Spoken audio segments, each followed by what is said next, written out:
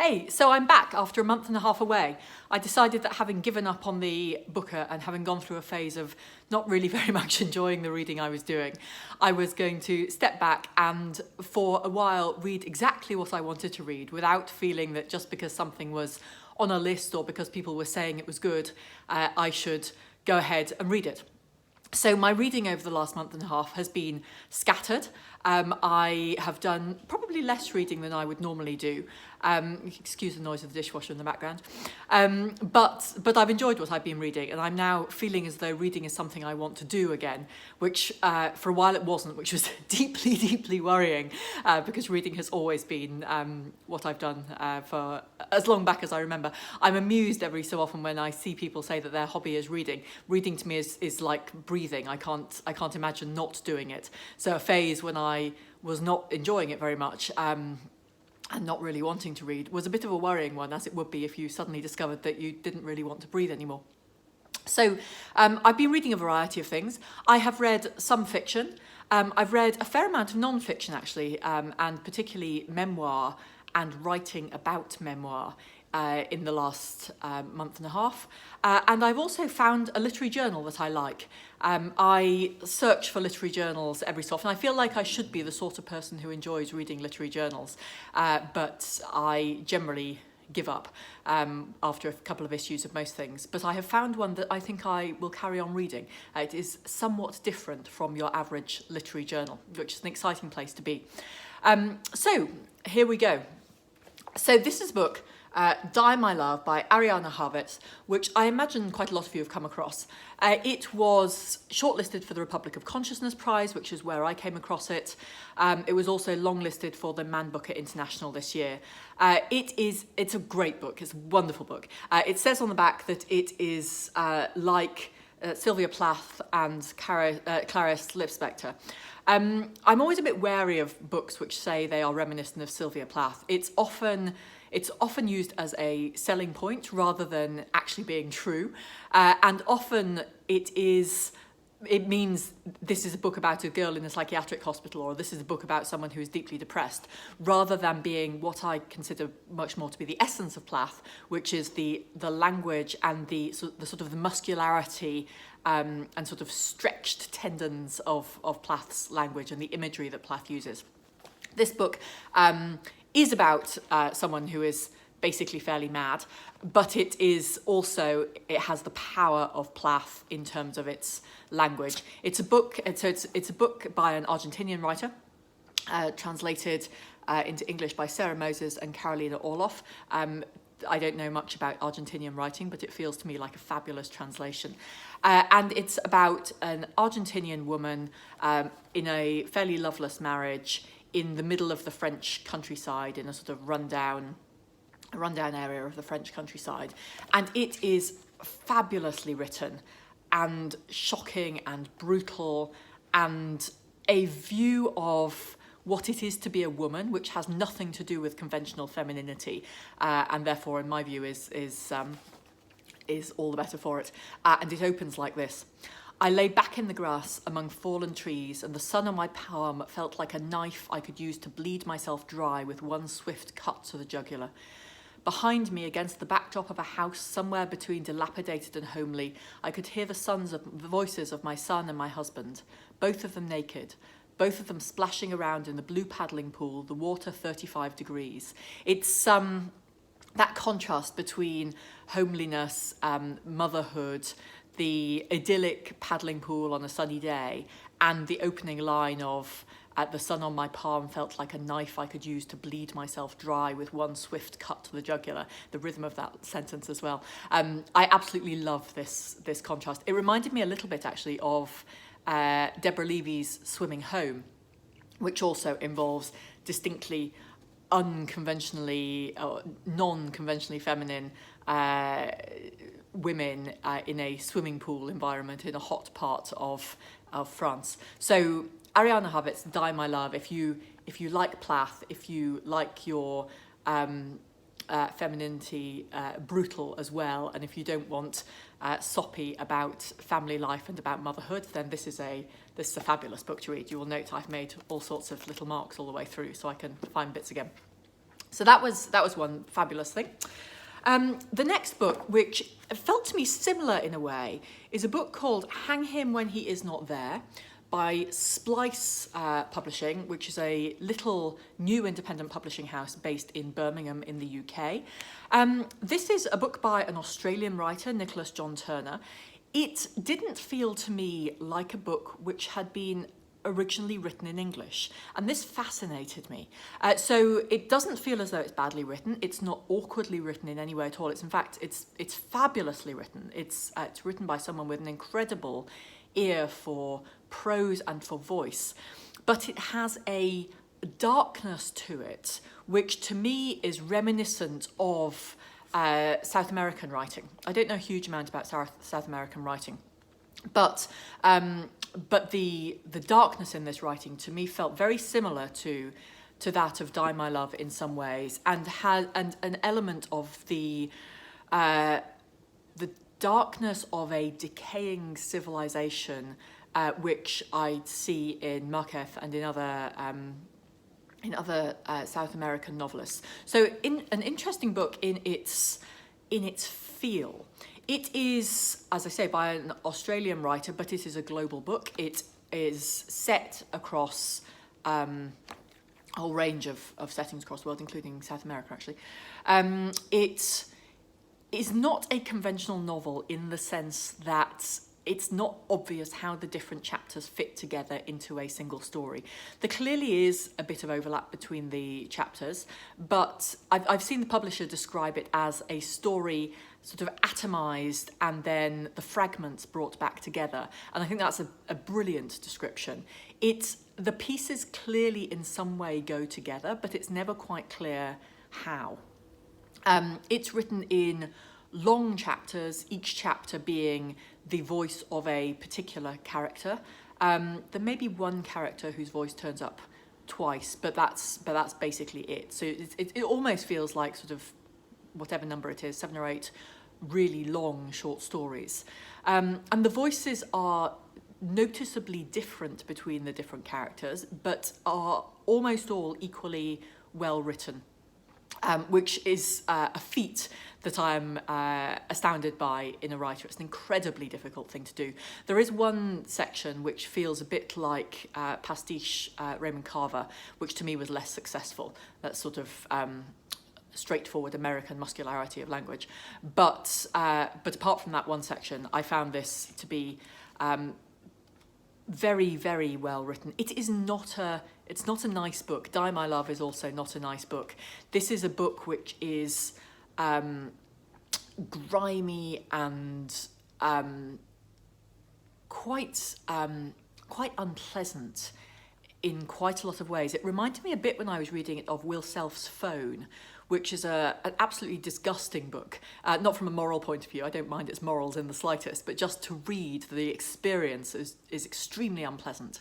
And there's a little bit of that in Hang Him When He Is Not There as well. This is not a book about nice characters doing nice things. It's not a book about pleasant emotions. It's described on the back cover as scouring the darkest reaches of the human psyche: jealousy, betrayal, duplicity, cowardice, and above all, vanity. But it does all of that without slipping into the sort of general description of a disgusting old man, which to me was what Phone did, and you'll remember I got very bored of Phone very quickly. This book, Hang Him When He Is Not There, remained fascinating to me all the way through. And again, I will read the opening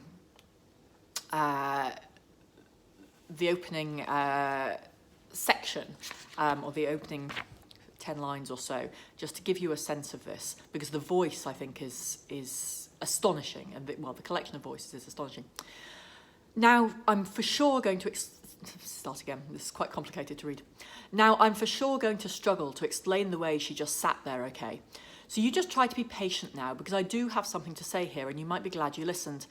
The thing is that it's not like she was an athlete before. What's an athlete, you're asking? Athletes, what we call the ones that have enough steam left in them to try and get out the gates now and then, do the bolt, head off down the hill, to home, I guess. But that's not what I'm saying about this one, so don't be confused. This one was never any trouble, not capable of it. By the look on her face, if you'd asked me 6 months ago, I'd have said without a doubt that she was stuck in the last room, if you know what I mean.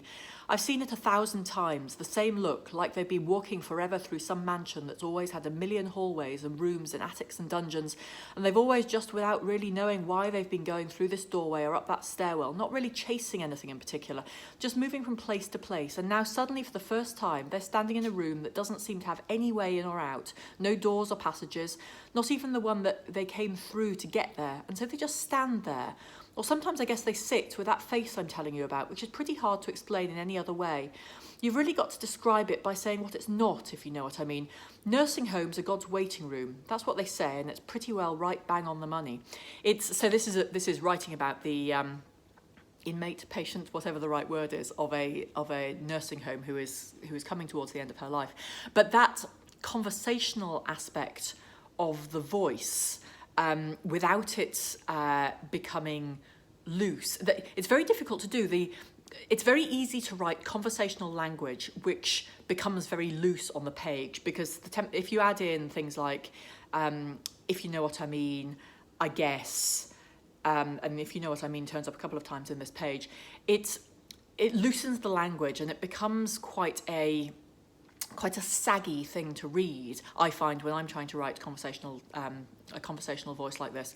And this book doesn't do that at all. It manages to maintain the tightness of really well-written prose, while at the same time keeping the sense that this is a conversational voice. And quite a lot of the voices in this book are conversational in that they are speaking to someone, as is clearly the case with that opening section, and yet we don't know who they're speaking to. In most cases, these are characters who are deeply, deeply alone and yet speaking to someone, but it's not acknowledged that it is the reader that they're speaking to. It's a very, very interesting book.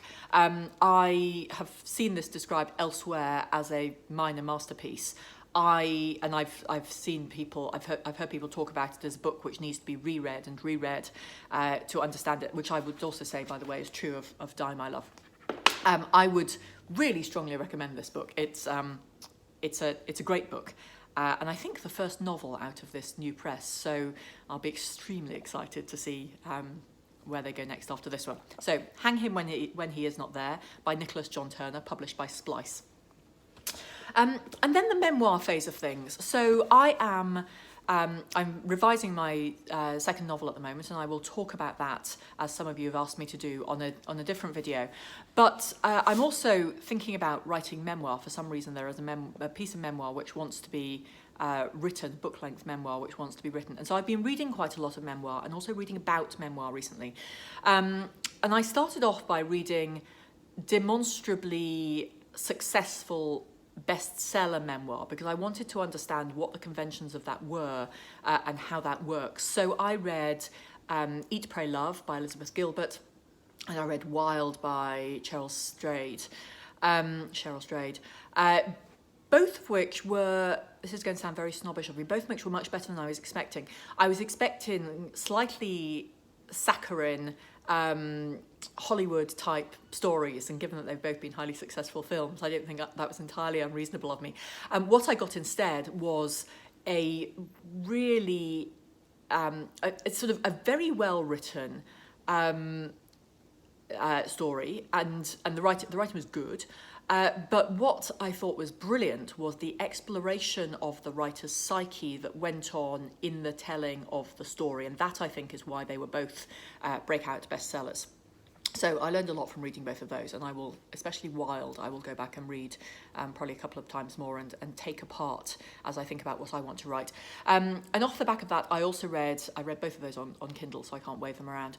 But off the back of that, I also read Elizabeth Gilbert's Big Magic, which is subtitled Creative Living Beyond Fear. Here it is. It's pink and purple. There's a lot in it that is sort of go girl, I'm your life coach, which is not really my sort of thing. There are some elements in this book which I found useful, and if you want to unleash your creativity and the go girl mentality is your sort of thing, then I'm sure it's a great book. It wasn't really my sort of thing.